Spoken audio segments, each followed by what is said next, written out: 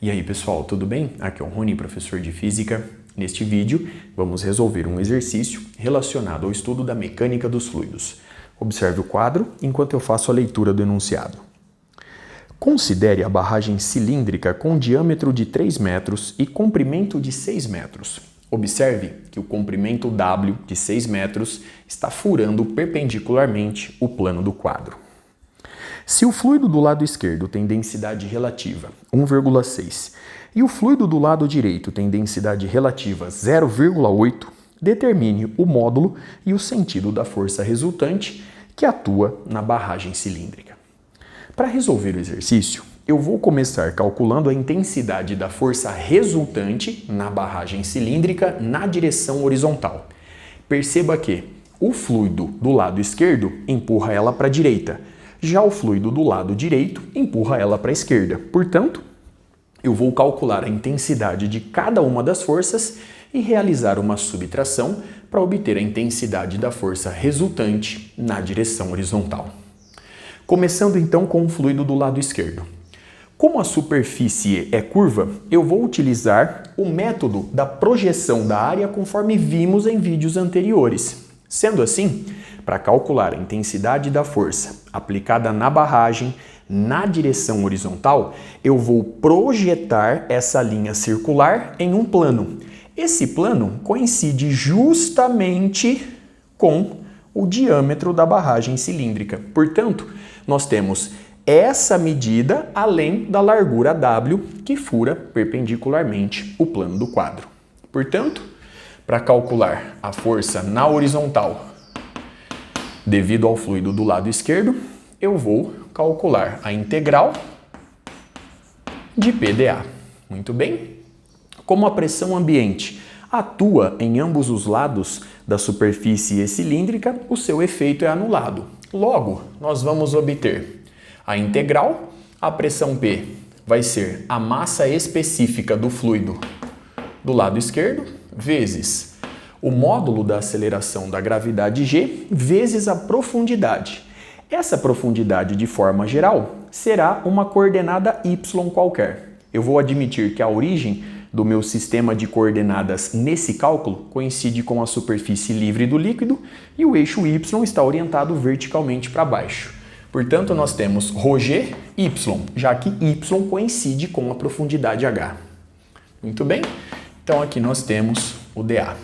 Logo, nós vamos obter ρ do lado esquerdo, vezes o módulo da aceleração da gravidade local, vezes a integral de y, vezes um elemento infinitesimal de área dA. Se eu pegar, portanto, um elemento infinitesimal nessa região, ele vai ter um comprimento dy e ele vai ter uma largura w. Portanto, esse filete, essa área infinitesimal dA representada por esse filete é dado por dy vezes w. Muito bem? Sendo assim, a força na horizontal devido ao fluido do lado esquerdo é igual à massa específica do fluido vezes a gravidade, o módulo dela, vezes w, que multiplica a integral de y em relação a y. Agora, para fazer a varredura de toda essa área projetada, eu vou de 0 até o diâmetro d. Muito bem? Sendo assim, nós vamos obter que FH, devido ao fluido do lado esquerdo, é igual. Aqui, pela regra do expoente, nós vamos obter y² sobre 2 de 0 a d. Portanto, d² sobre 2. Logo, 1 sobre 2 vezes ρgw, muito bem, vezes o diâmetro ao quadrado. Então, observe no quadro a expressão obtida e o cálculo realizado até aqui.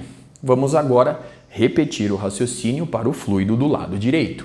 Portanto, a força horizontal devido ao fluido do lado direito é igual à integral de PdA. Portanto, nós temos a integral de ρ do fluido do lado direito vezes o módulo da aceleração da gravidade local vezes y, vezes a área dA. Perceba agora o seguinte, para o fluido do lado direito, a superfície curva que conta é essa que eu ilustro no quadro. Portanto, a sua projeção num plano equivalente compreende apenas essa região, do centro C até este ponto que eu ilustro no quadro. Muito bem? Bom, então nós temos ρ vezes G vezes a integral de y dA. Pelo mesmo raciocínio, a área infinitesimal dA é dada por dy vezes esse comprimento w que fura perpendicularmente o plano do quadro. Portanto, nós temos w dy. Logo, a força na horizontal, devido ao fluido do lado direito, é igual a ρ vezes G vezes w vezes a integral de y em relação a y, só que agora de 0 a d sobre 2. Neste cálculo, eu estou assumindo que a origem do meu sistema de coordenadas coincide com a superfície livre desse fluido e, portanto, estando o eixo y orientado verticalmente para baixo, eu vou de 0 até metade do diâmetro. Sendo assim, nós vamos obter y ao quadrado sobre 2, de 0 a d sobre 2, logo d ao quadrado dividido por 8. Sendo assim, a gente obtém que a força na horizontal devido ao fluido do lado direito é igual.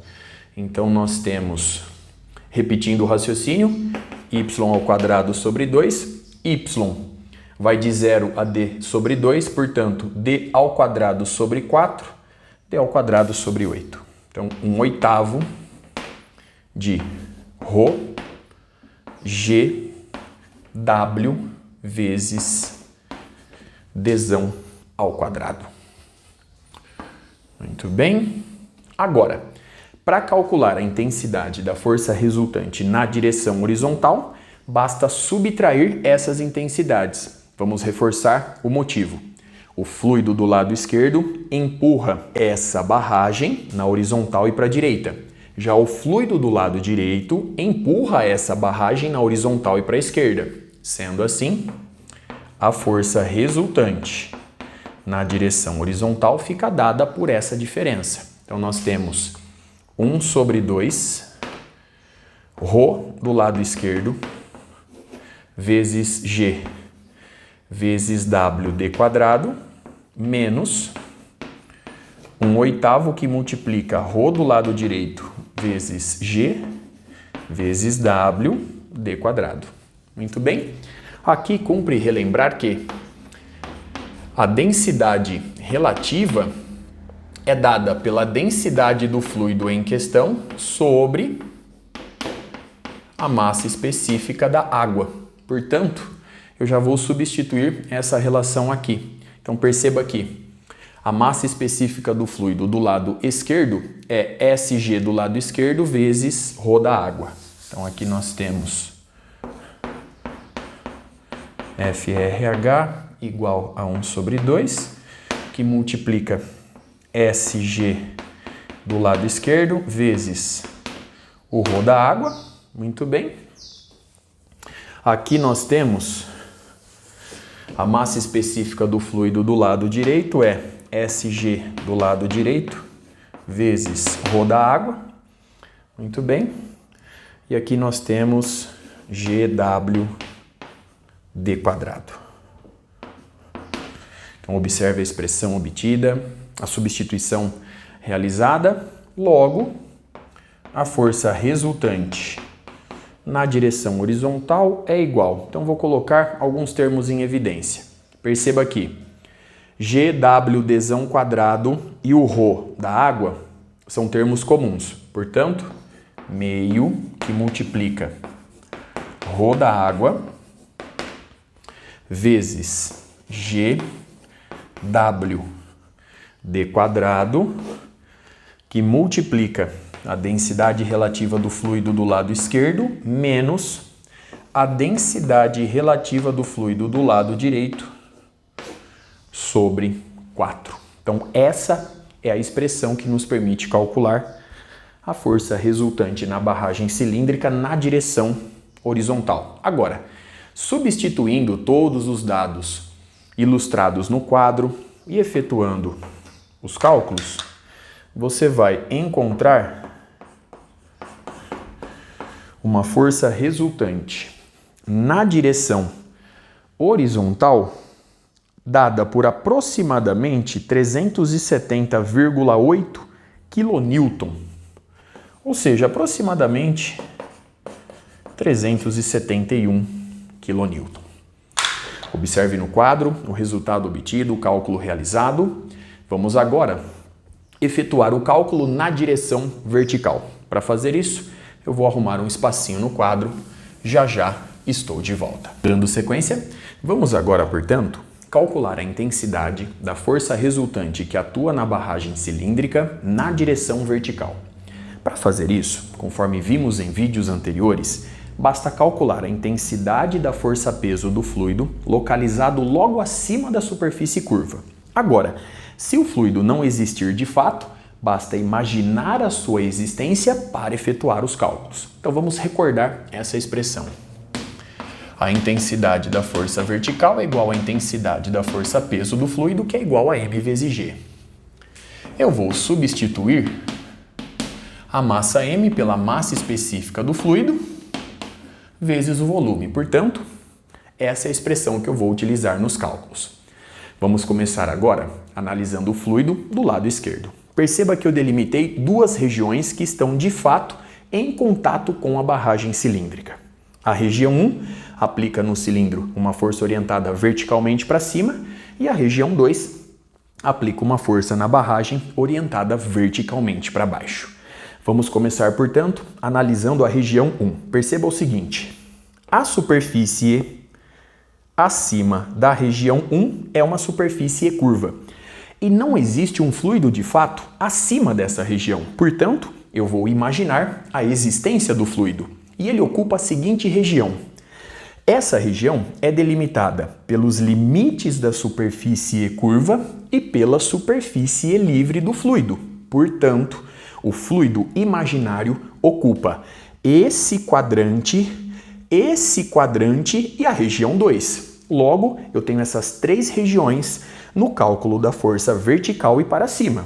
Agora, perceba o seguinte: a região 2 aplica no cilindro uma força orientada verticalmente para baixo. Portanto, no final das contas, eu preciso subtrair essas intensidades. Logo, se eu preciso subtrair esse efeito, basta extrair do fluido imaginário devido à região 1 essa região delimitada por 2. Logo, eu fico apenas com esses dois quadrantes nesse cálculo. Sendo assim, o fluido imaginário resultante, por assim dizer, devido ao fluido do lado esquerdo, ocupa esses dois quadrantes. Logo, o cálculo fica da seguinte forma: a força resultante na vertical devido ao fluido do lado esquerdo é igual à massa específica do fluido do lado esquerdo vezes o módulo da aceleração da gravidade local vezes o volume. O volume é dado pela área da base, só que no caso metade, né? Então nós temos a área da base, π, vezes o raio ao quadrado, só que metade dela, vezes o comprimento W. Muito bem? Bom, agora nós vamos calcular, pelo mesmo raciocínio, a força resultante na vertical devido ao fluido do lado direito. Pelo mesmo raciocínio, observe a região 3. Nós temos aqui a região 3 interagindo com a barragem cilíndrica e, portanto, aplicando uma força orientada verticalmente para cima. Como a superfície livre do líquido termina nessa região, nessa distância radial, não há o raciocínio que eu fiz para o fluido do lado esquerdo. Portanto, o fluido imaginário, devido à região 3, ocupa apenas 1/4 da área da barragem cilíndrica. Então, nós temos apenas essa região. Sendo assim, a força vertical devido ao fluido do lado direito é igual à massa específica do fluido do lado direito vezes G, vezes a área, que é π, vezes o raio ao quadrado, porém 1/4, vezes o comprimento W. Agora, note o seguinte, eu já eliminei esse efeito, portanto, essas duas forças verticais, FVE e FVD, atuam verticalmente para cima. Logo, eu vou somá-las, vou somar suas intensidades para obter a força resultante vertical. Então, a força resultante na vertical fica dada por... Então, colocando já alguns termos em evidência. Perceba que aqui nós temos 1/4, 1/8. Então, vamos melhorar essa expressão. Nós temos ρ do lado esquerdo, vezes G, vezes π, vezes d² vezes W, vezes 1/8.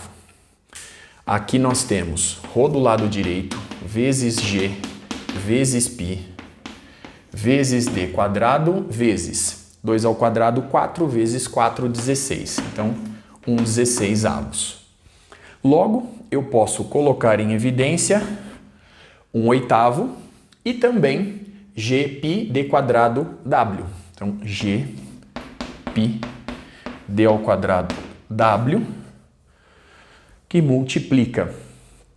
Aqui nós temos a massa específica do fluido, do lado esquerdo, mais aqui nós temos meio da massa específica do fluido do lado direito.